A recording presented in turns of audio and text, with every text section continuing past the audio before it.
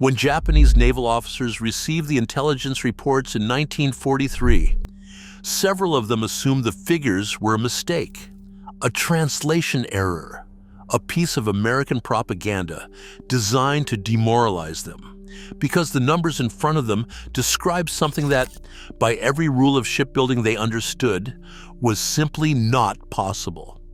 The reports claimed that a single American shipyard, one facility on a stretch of California mudflat that had been empty 2 years earlier, was launching cargo ships faster than the Imperial Japanese Navy could build warships across all of its yards combined. This is the story of the Richmond shipyards, the man who built them, and the production miracle that Japan's commanders could not bring themselves to believe until it had already cost them the war. It is not a story about a battle. There are no admirals making bold decisions under fire here. It is a story about welders, assembly lines, and a businessman who had never built a ship in his life, and about how the slowest, least glamorous part of warfare turned out to be the part that decided everything. The Japanese had planned for an American fleet of a certain size.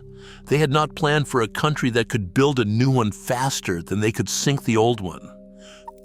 To understand why the reports seemed impossible, you have to understand the BET that Japan had placed. Japanese naval strategy was never built on the idea of outproducing the United States. Their planners knew, with uncomfortable precision, that America's industrial capacity dwarfed their own, and their entire war plan was designed around that very weakness. The theory was elegant: strike hard at the start, sink enough of the American fleet to buy time, fortify a defensive perimeter across the Pacific, and inflict losses so painful that the United States would negotiate a peace rather than pay the price of a long war. It was a strategy that treated ships as a fixed quantity. Sink an American carrier, and that carrier was gone, perhaps for 2 years, perhaps forever. This assumption was not foolish. By every historical precedent, it was reasonable. Warships took years to build.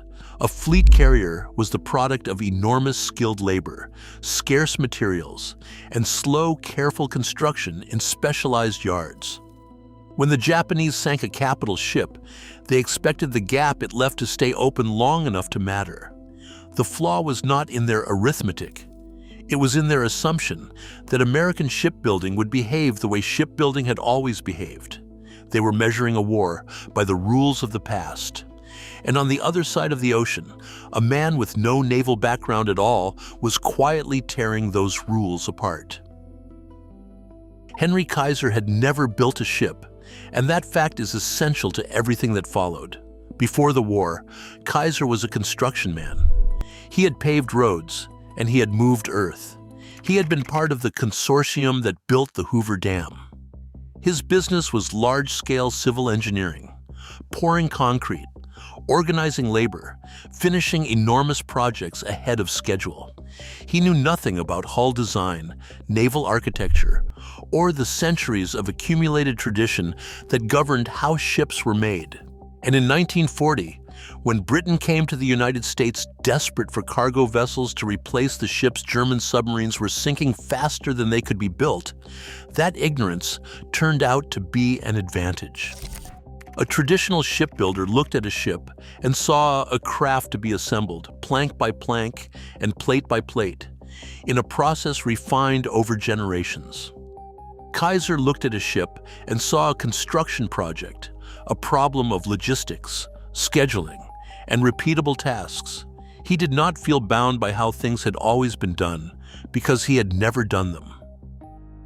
The site he chose was a stretch of tidal flat on the eastern shore of San Francisco Bay in Richmond, California. There was no shipyard there. There was barely solid ground. Within months, there were 4 shipyards, employing more than 90,000 people, men and women, many of whom had never seen the ocean, let alone built something meant to cross it. Kaiser didn't recruit shipwrights. He couldn't have found enough of them if he tried. He recruited people who could be trained to do one specific job well, and then he built a system around them. That system was the real weapon. The ships Richmond built were called Liberty ships, simple, sturdy cargo vessels designed for one purpose: to be built quickly and in enormous numbers. And the way Kaiser built them broke with shipbuilding tradition in two decisive ways. The first was welding. For generations, steel ships had been held together with rivets, millions of them, each one heated, placed, and hammered by hand by skilled riveting teams. It was slow, it was loud, and it demanded experienced labor. Kaiser's yards welded their hulls instead. Welding was faster, it required far less training, and it could be done by workers who had been on the job for only weeks. A welded seam didn't need a master craftsman. It needed a steady hand and a few days of instruction. The second change was prefabrication, and this was the true revolution. Instead of building each ship in place from the keel up, Richmond built ships in sections, entire deckhouses, hull segments, and bulkheads, assembled separately, often undercover, away from the slipway. Whole pre-built modules, some weighing many tons, were lifted by crane and lowered into position. The slipway was no longer a workshop. It was an assembly point. A ship was not constructed there so much as put together there, from parts manufactured elsewhere on the same logic Henry Ford had applied to automobiles. The effect was staggering. The earliest Liberty ships took around 8 months to complete. Within a year, Richmond had cut that to a matter of weeks. And then, in 1942, the yard decided to prove a point. As a demonstration of what the system could do, workers assembled a Liberty ship called the Robert E. Peary in 4 days, 15 hours, and 29 minutes from the laying of the keel to the launch. It was a stunt, and everyone knew it was a stunt. But a stunt is only possible when the ordinary capability behind it is already extraordinary. Now the comparison that the Japanese officers could not accept. Across the entire war, the 4 Richmond shipyards together launched 747 ships. That isn't a figure spread across an industry. It's the output of one operation on one site, run by one company. At their peak, the Richmond yards were completing vessels at a rate that averaged well under a month per ship, with multiple ships under construction side by side at every stage of assembly. Set that against Japan. Japanese shipyards were skilled, and they were not idle. But they were building warships the traditional way, slowly and carefully, constrained by limited steel, limited skilled labor, and a limited industrial base. Across the whole of the war, Japan managed to complete a number of aircraft carriers that can be counted on 2 hands. Their construction of major warships was measured in years per vessel. And every ship they lost in battle left a hole that took those same years to fill. This was the arithmetic that defeated the Japanese strategy at its foundation. Their plan depended on losses being permanent, on the idea that a sunk ship stayed sunk. But the United States was not replacing ships one at a time. It was replacing them on a production line. Richmond was only one part of a national effort, and American yards collectively launched thousands of vessels during the war. When the Japanese sank an American ship, the gap closed in weeks. When the Americans sank a Japanese ship, the gap stayed open.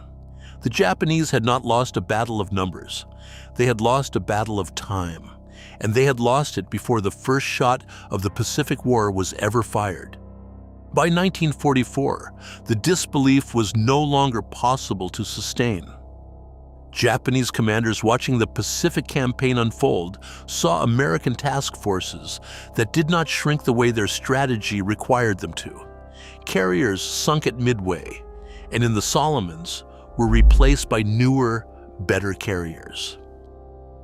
The fleet that arrived off the Philippines and the Marianas was not a wounded survivor of 3 years of attrition.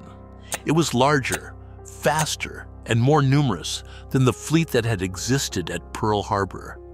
The losses Japan had inflicted were real, but they had not mattered the way the plan said they would. The reports from 1943 had not been propaganda. They had not been translation errors.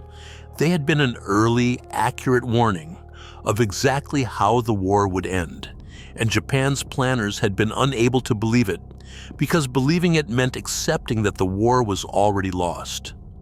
And here's the part worth sitting with. The man at the center of this story never commanded a fleet. Henry Kaiser never fought a battle. The welders and crane operators of Richmond, tens of thousands of them, many of them women, most of them ordinary civilians who had never built anything before, never fired a shot.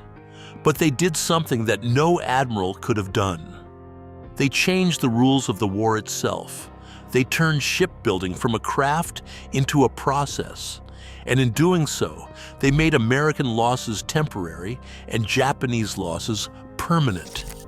The Japanese had planned for an American fleet of a certain size.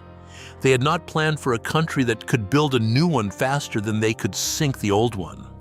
And on a stretch of California mudflat that had been empty in 1940, that is exactly what was waiting for them.